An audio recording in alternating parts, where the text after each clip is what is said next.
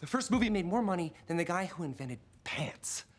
They can't just dust off one of the famous X-Men. Hey, welcome back to ScreenCrush. I'm McLarty, and guess what? The MCU's X-Men movie finally has a screenwriter, Michael Leslie. So Marvel has reportedly been hearing pitches for months before they decided on Leslie's. So wait, who is that guy? Well, recently Leslie scored a hit with The Hunger Games, A Song of Songbirds and Snakes, and he also adapted Michael Fassbender's Macbeth and the Assassin's Creed movie. Now, we don't know when this new X-Men movie is coming out, but speculation is that it will be Phase 7, after Avengers Secret Wars. Now, that's very exciting news, but I think it also highlights the MCU's huge mistake. Marvel has squandered their most valuable superhero IP. So I'm going to explain what I mean by that, and a little later I'm going to tell you how I think the X-Men should have been introduced into the MCU. But first, let's go over everything we actually know about this new movie, the X-Men cameos we've seen in the MCU, and how the heck we got to this point to begin with. Yeah, I mean, how come Marvel didn't make an X-Men movie all the way back in Phase 1? Well, because in the 1990s, Marvel sold the film rights of the X-Men to Fox, and Fox would hold those rights as long as they kept on making X-Men movies. So the MCU and the X-Men were actually completely different franchises, even though they both came from the same source material. Oh, like how The Rock and John Cena wrestled together in the WWE, but then they went on to different movie franchises. Yes, actually, and just like Cena and The Rock, the X-Men and Marvel has slowly returned to the same franchise when Disney bought Fox in 2019. Now, the Fox X-Men movies were vital to the age of superhero cinema. They showed that main-tier Marvel characters could actually carry a blockbuster film, and they rebounded the subgenre after Batman and Robin made all superhero movies feel like they were just camp. And the Fox franchise also gave us big swings that elevated the genre, like Logan and Deadpool, that frankly we never would have gotten from the MCU. Why not? Well,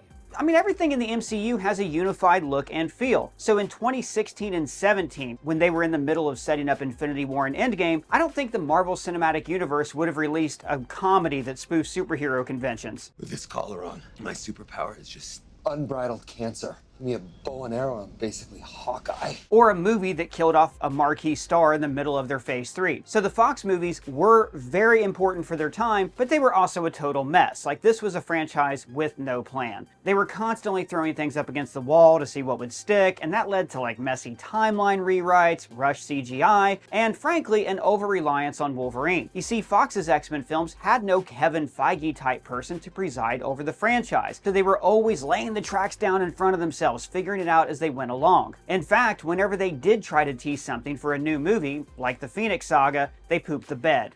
Twice. A double bedtime pooper? Oh dear. They must have been drinking puddle water. Yeah, man, 20th Century Fox drank puddle water and they totally pooped the bed twice. Those were very dark times for us. So when we talk about like the Fox X-Men movies and nostalgia for those movies, I don't think that we have a lot of nostalgia for that franchise like we have for the MCU. They made some very good movies and they made some very bad movies, and frankly, most of them were mid. So when Disney announced their acquisition of Fox in 2017, it was kind of bittersweet. On the one hand, the calling of one of Hollywood's most venerable studios was bad, but seeing Wolverine fight the Hulk was good. Also, that merger gave us X-Men 97, which I think is the greatest X-Men adaptation. That's actually why we made these parody shirts to celebrate that show, the Remember It and the Brave Die First with melting claws. You can find these shirts and more at our merch store where we design all the merch ourselves. We also have this LFG, Deadpool and Wolverine as Bert and Ernie, X-Men Nighthawks, and many, many more, including Fraser Beast. Shopping at our merch store helps support our channel so we can make videos like this one for you guys. So if you want, the links for that are below. Thanks for watching and thanks for shopping. So now, back to Disney and Fox, just to clear up the timeline. So they announced the merger in December 2017. So until that merger was technically finalized on March 20th, 2019, Marvel Studios was not technically supposed to be developing any X-Men movies. And at the time, Feige was tempering expectations, saying that the studio had planned their franchise 10 years in advance, and they didn't want to disrupt that plan just to bring in characters from the most popular comic book series of all time. Basically, Feige was telling us the X-Men are coming, but not for a while. But since then, we've seen that Marvel's plan for the multiverse saga was really more of a framework. I mean, they do have the overall arc mapped out, but they also allow for improvisation, for artists to come along with fresh pitches. Sometimes something doesn't necessarily click with people, like the Eternals, so they don't make a sequel. Like, for instance, I doubt if like an Agatha show was always part of the plan, but we loved Kathryn Hahn and the character, so she got greenlit for her own series. You know, and now that we have some distance from it, we can see the rough shape of Feige's original plan. They used the time travel in Endgame to set up the multiverse and Kang the Conqueror, while also planting seeds for the Young Avengers. And apparently they want to make the entire saga about slowly reassembling the Avengers for Secret Wars. But now I think that since we can see the whole thing, and with the benefit of hindsight, that the multiverse saga really wasn't the best idea. But why not?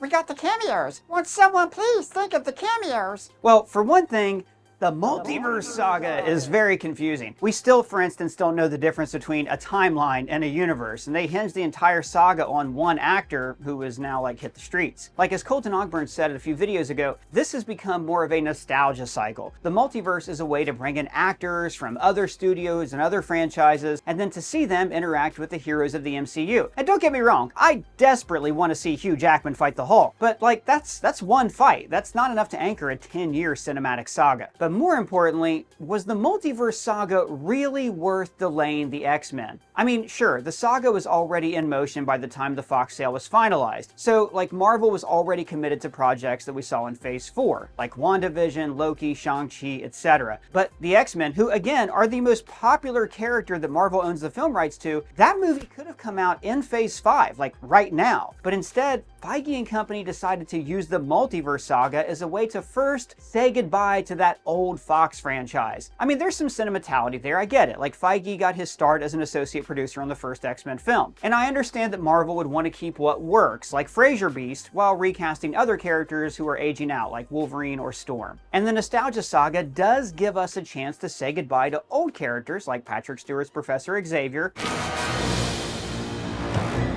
or to see team-ups that we always wanted, like Deadpool and Hugh Jackman Wolverine. Let's go. And we also have the chance to redeem past movies like Amazing Spider-Man 2. Are you okay? Did we really need a whole saga for this? I mean, the thing is that the X-Men have already been introduced in the MCU, first in Multiverse of Madness and then in the Marvels. In other words, the MCU's X-Men are just Fox's X-Men, at least for now. Like, as we keep saying on the channel, I think that the untitled Avengers movie is going to become Avengers vs. X-Men, with the heroes of the MCU clashing with the mutants of the Fox X-Men teams. So then the multiverse saga is going to become a fitting end to the Fox X-Men franchise. And then after Avengers Secret Wars, we're likely going to see a new universe that combines aspects of the Fox X-Men universe and the MCU. And I think this was a huge mistake. I don't think that we needed to see mutants introduced as the Fox version of the characters. They should have just introduced the X-Men into the MCU following Endgame. It would have been less complicated and made, frankly, for a much better story that would have served these characters a lot better. You know, person, I'm getting tired of this. I'm tired of hearing you complain about the MCU all the time. Why can't you just be positive? You know what's going to happen now? I'm going to quit. That's right, I quit. And I'm going to go live in a farm somewhere. And I'm going to raise a family. And we're going to live inside of a brick. And then we're just going to, like, live in peace. All through the winter, all cozy, until my youngest child gets sick with the flu. But it's going to be moving day because the farmer has a tractor. We have to move the brick, but we can't move the sick child. And so then I'm going to go talk to some super smart rats who knew my husband from an experiment. And then we're going to, like, I'm going to use a magic amulet. I'm going to move the house. And I'm going to, you know what, person? Never mind. I forgive you. Thank you, Doug. So, here's my take on how I think that Marvel should have handled the multiverse saga and introduced the X-Men. Again, hindsight is 2020. And speaking of 2020, I'm sure Feige's original plan to delay the X-Men actually made a lot more sense before a worldwide pandemic shut down the entertainment industry for an entire year. So again, with the benefit of hindsight, I am going to present an idealized version of how I would have brought these characters into this franchise. First of all, do not bring the Fox X-Men characters into the MCU at all. Clean slate. If you want to have Hugh Jackman's Multiverse of Wolverine fight the Hulk, you can go do that. But he would appear in a specifically multiverse-centric movie like Deadpool and Wolverine. See, I think the Fox X-Men universe should have died with the movie Dark Phoenix. Yeah, but I mean, they were already making that movie. Disney didn't have any control over it. Well, look, even though technically Fox made the movie instead of Disney, there are rumors that Disney was pressuring Fox to change the villains from the Skrulls to the Dabari. You know, because the Skrulls were already appearing in Captain Marvel in that same year. So Disney probably could have rewritten the ending of Dark Phoenix however they wanted, in a way that would have given that franchise a fitting end. So I would have ended that movie with the Phoenix essentially saying that in order to save reality, the X-Men would have to sacrifice their lives, but that they would be reborn in another universe. So this would have adapted the X-Men sacrifice at the end of the comic book Fall of the Mutants, where the X-Men die and then are essentially reborn into new identities and lives. This would also be a perfect way to explain why some X-Men characters in the MCU were played by the same same actors or played by different actors. Now, I will say though that introducing Deadpool via the multiverse in the TVA is genius. He is the one character that should hop through universes like this because he is aware of the many different franchises at play here. And then just introduce the X-Men into the MCU during Phase 5. I mean, look, just ignore the Fox movies and pretend that the MCU just introduced mutants for the first time. They would have fit perfectly into the story of the MCU following Avengers Endgame. Okay, so Phase 4 was set in stone during the Fox acquisition, but Marvel still could have peppered in mutant Easter eggs throughout Phase 4. And I think that maybe some mutants, like Xavier and Magneto, would have been around for a long time, but because they were in the minority, they were hiding their abilities from the world. But then suddenly, Thanos' snap would trigger the mutant gene in all these kids around the world. So the majority of mutants on Earth are now under 18 years old and they need guidance. They would turn to mentor figures like Xavier and Magneto for help. Meanwhile, ordinary people would be scared to death. I mean, there was already a lot of skepticism and fear around superheroes, but now your own children can suddenly turn into one of these freaks with no warning. People would be terrified. I even think that some of the superheroes would be swept up in this fear storm. I could see heroes like Rhodey, Ant-Man, Black Panther, maybe even Bucky, all believe that mutants are the most dangerous threat to the world. And that fear would have set up a proper adaptation of Dark Reign, or the Dark Avengers. What's the Dark Avengers? Well, look, after Secret Invasion in the comics, Norman Osborn was put in charge of S.H.I.E.L.D., and he basically set up a system where the villains were in control of the world. He replaced the Avengers with supervillains posing as heroes. This whole event was awesome, and it was called Dark Reign. And we've talked about this on the channel, how it seems like the Thunderbolts and Captain America Brave New World could be giving us versions of this story from the comics. But essentially, the Avengers disband and the villains secretly become the new Avengers. I mean, personally, I feel like the MCU might be dropping the ball by not leaning even more into the idea of a team of villains taking on the mantle of the Avengers, but like, that's just me. The point is, this new fear of mutants could have led to another superhero civil war between the government-led Dark Avengers and maybe the Patchwork Avengers that Sam Wilson is putting together. I mean, what made the Infinity Saga wasn't so great wasn't like the giant spectacles or the crossovers. The Infinity Saga was great because it was grounded in character. We saw the same groups of people evolve over the course of several films, and the drama was grounded in how these different heroes learned to work together over the years. Bringing mutants into the MCU would have given the post-Endgame heroes an ideological battle to challenge their worldviews and to challenge each other. Instead, we're getting the Multiverse Saga, which will anchor the MCU's mutants to a 24-year-old franchise. We're going to see heroes like Sam Wilson encounter mutants as just another superhero team who happen to live in another universe, and the Avengers will probably have to fight the X-Men, but only to save their own universe. Instead, imagine an Avengers vs. X-Men movie where the stakes are grounded in the universe of the actual MCU. Mutants are popping up everywhere, people are afraid. The government introduces a Mutant Registration Act that would require mutants to become registered like they are living weapons. The Thunderbolts or the Dark Avengers, whoever, would enforce the government's policies, while the X-Men would oppose these policies. This would make the X-Men into outlaws and put them at odds with the Avengers. We could then see an Avengers vs. X-Men movie born out of very real character tension and stakes. Stakes that would affect the course of the MCU going forward, just like how Captain America Civil War changed the MCU forever. But instead, we're stuck in the Multiverse Saga, which frankly, I think is a losing concept. Well, what do you mean? Well, okay, think about it. For one thing, the presence of multiple realities cheapens our reality. I got this question a lot after Endgame. After Black Widow died, why couldn't they just go back in the past and grab another Natasha and then take her to their reality? In fact, that even happens in the show What If. There's a version of Black Widow from a dystopian universe who travels to a universe where their Black Widow died. I was told you were dead.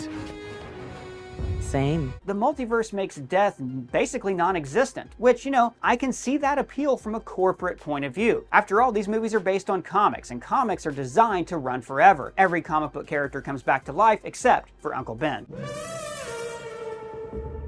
So now, if Marvel wants to bring back, say, Robert Downey Jr. for a cameo to juice the box office of Secret Wars, they can do that by plucking that character from another reality. Also, when Thanos snapped half the universe, you felt that. It was traumatizing, Michael. I mean, look, trillions of people were being wiped out across the universe, but it's really hard to hold a number that big in your head. So we had to have that loss internalized by the loss of Spider-Man, Scarlet Witch, Bucky, and Sam. But I feel like after the snap, Feige then tried to raise the stakes. Like, What's better than destroying half a universe? Destroying many entire universes. But as we saw in Quantumania and Loki, seeing an entire universe wiped out really does nothing for us emotionally because we're just perceiving it as a line on a screen. I feel nothing. Erasing universes in the MCU is the equivalent of watching somebody delete files from a hard drive. There's no emotional connection to those files. But all they had to do to raise these stakes was to keep the story personal. Like in the show Loki, in season 2, we see trillions upon trillions of lives snuffed out by rogue TVA agents. But I bet you didn't care about that as much as you did about this. No, I have to go back to see my boys. But mostly, I think the X-Men should have been introduced into the MCU proper because those characters work best when they are part of a larger universe of superheroes. Like in the Fox movies, it's pretty clear to the general public that there are good mutants and bad mutants. So it makes sense that the X-Men would be perceived as superheroes who can protect people from evil mutants. We even see this in X-Men Dark Phoenix, where the public have finally accepted mutants as their chosen heroes.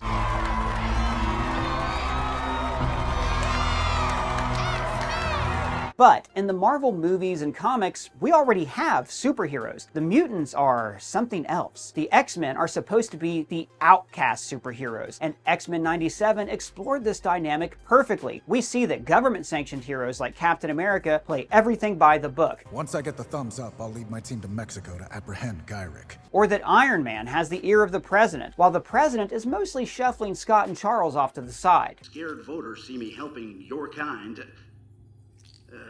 Sorry, son. Just, unfortunate optics. Introducing mutants to the MCU after the snap would have raised the tension in a world that was already boiling over with fear and resentment. It would have raised the stakes in the 616 universe and kept the character focus in that world where it belongs. But instead, we're chained to the multiverse saga. Like, don't get me wrong, the multiverse is a fun concept in the comics for a few issues at a time. And I also think that Doctor Strange exploring the multiverse is a fun idea for a movie or two. But over a long period of time, the multiverse becomes confusing and ultimately feels like a way for corporations to recycle IP with nostalgia baiting. But worst of all, it removes character stakes. Like, I'll show you what I mean. Oh my gosh, person, did you just die? Well, maybe I died, or maybe I'm just returning as myself from another universe. Well, guys, let me know what your thoughts are on the multiverse saga and the X-Men coming to the MCU down in the comments below or at me on Twitter. And if it's your first time here, welcome to the channel. Please subscribe, smash that bell for alerts. For ScreenCrush, I'm Brianna.